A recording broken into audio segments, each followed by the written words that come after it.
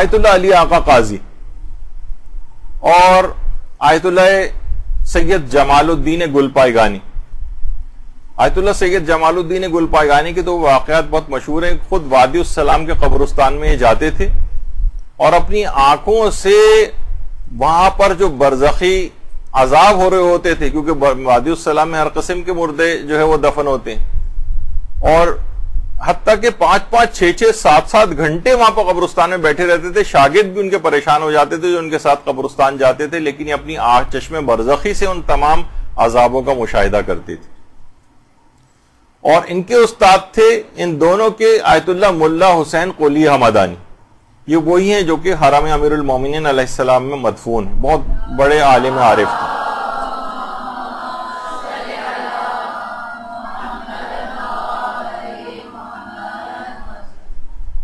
اور اس کے علاوہ بھی بہت سے مراجع ایسے ہیں کہ جو اس بات کی بہت زیادہ تاکید کرتے ہیں کہ دن کا آغاز اگر کوئی شخص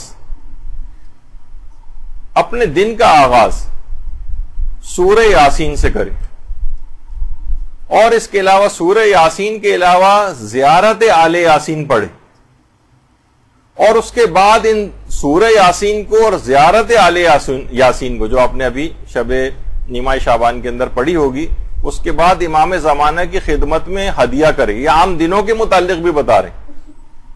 تو فرماتے ہیں کہ پھر دیکھیں کہ آپ کے ساتھ ہوتا کیا ہے.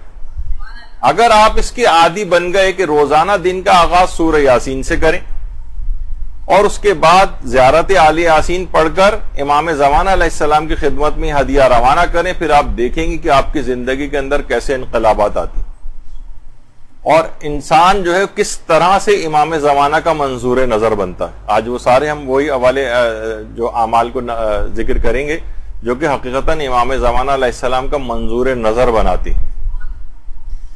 تو لطف اور عنایات امام زمانہ اور امام زمانہ علیہ السلام کی خاص نگاہ کرم یہ آپ پر ہونے لگے گی. یہی وجہ ہے کہ آیت اللہ جوادی عاملی فرماتے ہیں بہت اچھا جملہ کہ اہم یہ بات نہیں ہے کہ ہم ان کی زیارت کریں, اگرچہ یہ دوسرے پیرا میں کا ورنہ خود امام کی زیارت کتنی بڑی فضیلت ہے. فرماتے ہیں لیکن اتنی اہم یہ بات نہیں ہے کہ ہم امام زمانہ علیہ السلام کے چہرے کی زیارت کریں, زیادہ اہم یہ ہے کہ وہ ہمیں دیکھیں. اصلاً دیکھا جائے وہ ان کی نگاہ کرم آپ کی طرف ہو جائے, یہ آپ کو اصلاً فائدہ پہنچانے والی چیز. وہ اپنے خاص لطف اور عنایت کی نگاہ آپ کے اوپر کرنے لگے. تو فرماتے ہیں کہ جو کوئی بھی امام زمانہ علیہ السلام کے قریب ہونا چاہتا ہے اور وہ چاہتا ہے کہ امام زمانہ سے قریب تر ہوتا چلا جائے, تو اس کو اپنے اندر اتنی وسعت دینی پڑے گی کہ وہ گناہوں کو ترک کر کے ایک نیک انسان بن جائے. اور فرماتے ہیں اگر کوئی شخص مکمل طور پر اپنے آپ کو بالکل تبدیل کر دے, گناہگار انسان سے ایک نیک انسان کے اندر تبدیل ہو جائے, تو وہ نیک بنتے ہی فوراً ہی محضر امام زمانہ علیہ السلام میں پہنچ جاتا ہے. اللہم صلی علی محمد.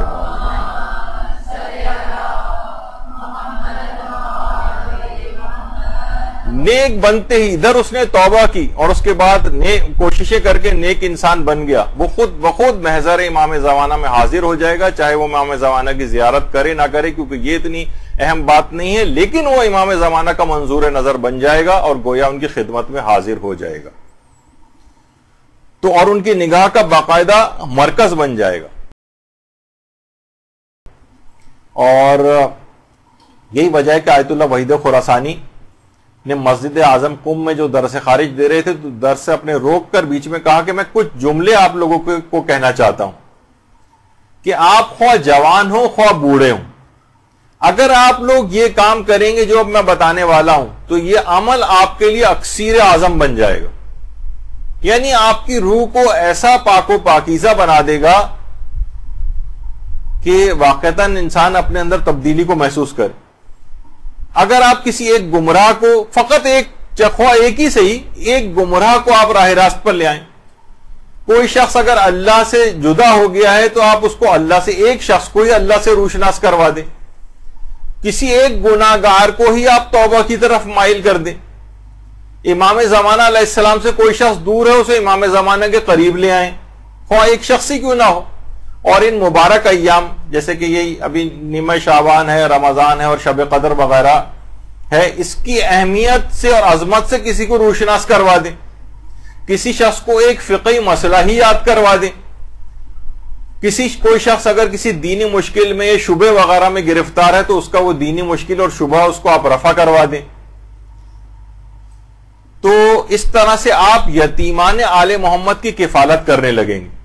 یعنی جس قدر بھی ممکن ہو سکے، اور فرماتے ہیں جس قدر بھی ممکن ہو سکے، اگر آپ ایک کام اور کر لیں، یہ بھی عمل آپ کو امام کا منظور نظر بنا دے گا، آپ کی روح کے لیے اکسیر اعظم بن جائے گا، اور وہ ہے ایک مکمل قرآن پڑھ کر امام زمانہ کی خدمت میں ہدیہ کریں. ایک مکمل قرآن.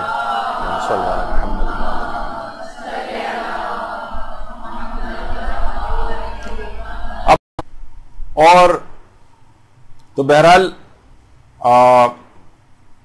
آیت اللہ وحید خراسانی نے ایک بات اور فرمائی کہ اگر آپ تلاوت قرآن کو ہدیہ کرنا چاہیں امام کو تو انشاءاللہ آپ قیامت میں امام زمانہ علیہ السلام کے ساتھ محشور ہوں گے. امام زمانہ علیہ السلام، یہ عمل اس بات کا لازمہ بنے گا کہ آپ امام زمانہ علیہ السلام کے ساتھ قیامت میں محشور کیے جائیں.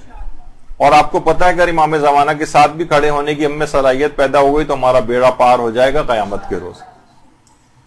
تو امام زمانہ کی ایسی لطف اور ایسی عنایت اس تلاوت قرآن یا اس ختم قرآن جو آپ ان کی خدمت میں پیش کرتی ہیں، وہ آپ کو ایسا منظور نظر بنائے گی کہ وہ اپنے ساتھ قیامت کے روز بھی آپ کو اپنے ساتھ رکھیں گے. اور دوسری اور چیز ہے امام زمانہ علیہ السلام کے لیے درود پڑھنا، اور جس میں وہ عجل فرجہم کا اضافہ کیا جائے.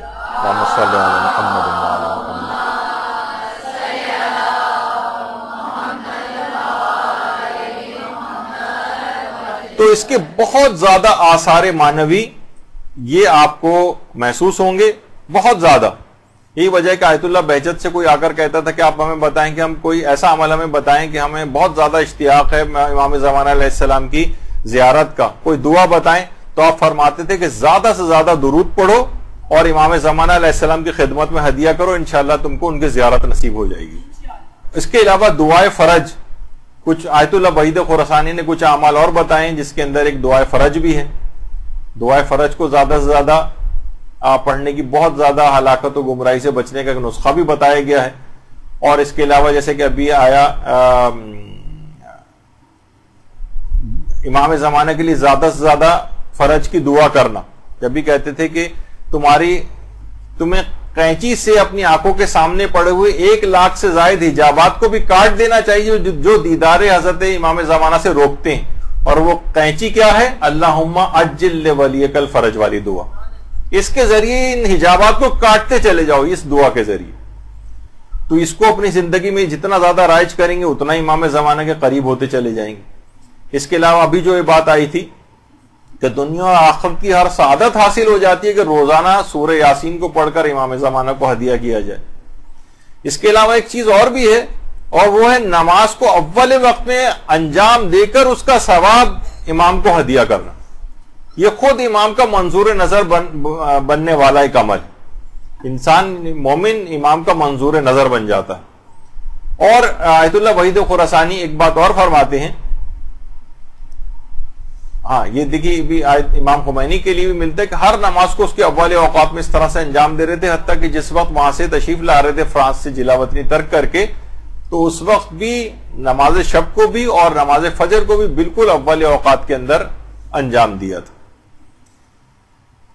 آیت اللہ وحید خراسانی فرماتے ہیں کوشش کریں کہ حتمن، یہ جملہ ہے ان کا، کوشش کریں کہ حتمن نماز فجر کے فوراً بعد دعائے عہد کی تلاوت کریں جو مفاتی کے آخر میں. فرماتے ہیں حتمن، کوشش کریں کہ حتمن نماز فجر کے بعد دعائے عہد کی تلاوت کریں. اور کہہ رہے ہیں کہ کوشش کریں کہ دعائے توسل کو روز پڑھیں. حتیٰ کہ فرماتے ہیں کہ کوشش کرو کہ ایک دن بھی ناغا نہ ہو. یہ عمل آپ کو امام زمانہ کا منظور نظر بن، ایک دن بھی ناغا نہ ہو. اور امام زمانہ کے لیے جو تلاوت قرآن کی بات ہو رہی تھی تو فرماتے ہیں کتنی تلاوت، یا تو آدھا جز یعنی آدھا پارا، یا فرماتے ہیں ایک پورا جز، اور اس سے بھی بہتر ہے کہ اس سے بھی زیادہ تلاوت کر کے ہدیہ کیا جائے روزانہ، یا تو آدھا پارا یا ایک پارا، اور ایک پارے سے زائد ہو جائے تو اور بہت اچھا ہے۔ تو یہ ہونا چاہیے۔ اور رمضان ابھی آگے آنے والا ہے، فرماتے کوشش کرو کہ رمضان میں 2 قرآن ختم کرو، 2 قرآن، ایک قرآن ختم کر کے حضرت امیر المومنین علیہ السلام کو ہدیہ کرو،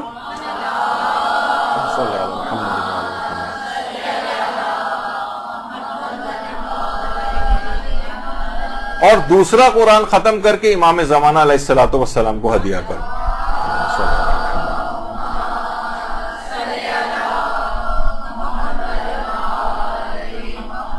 اور فرماتے ہیں کہ ایک عمل اور ایسا ہے جو صبح اور شام کو انجام دینا ہے، وہ یہ ہے کہ 11 مرتبہ سورہ توحید کی تلاوت کر کے صبح کے وقت نماز فجر کے بعد ہو تو اور اچھا ہے،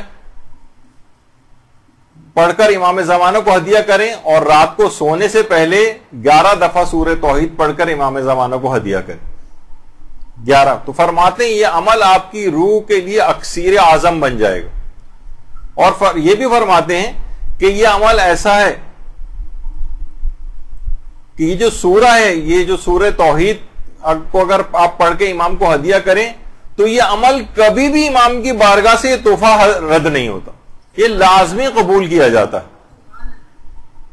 اور یہ بھی بات بیان فرماتے ہیں کہ دیکھیے اگر آپ سورہ توحید کی تلاوت کریں تو اس کے مطابق 3 مرتبہ اگر کوئی شخص سورہ قل هو اللہ احد کی تلاوت کرے تو یہ جو جتنی بھی آسمانی کتابیں ہیں، توریت، زبور و انجیل و قرآن، اس کو پڑھنے کا ثواب اس کو ملتا ہے، اور پھر اس کو یعنی 3 دفعہ پڑھنے پر بھی یہ تمام آسمانی کتابوں کو پڑھنے کا ثواب ملتا ہے، اور یہ امام زمانہ کو ہدیہ کیا جاتا ہے۔ اور اس میں تو آپ 11 مرتبہ صبح اور 11 مرتبہ شام کو، آپ رات کے وقت آپ اس کو امام کو ہدیہ کریں گی، یعنی 22 دفعہ سورہ توحید۔ تو یہ کس قدر ثواب اور فضیلت آپ کو امام زمانہ کس قدر قریب یہ عمل کروا دے گا۔ اور وہی بات انہوں نے کہا کہ یہ ایک ایسا تحفہ ہے جو امام کی بارگاہ سے کبھی رد نہیں ہوتا۔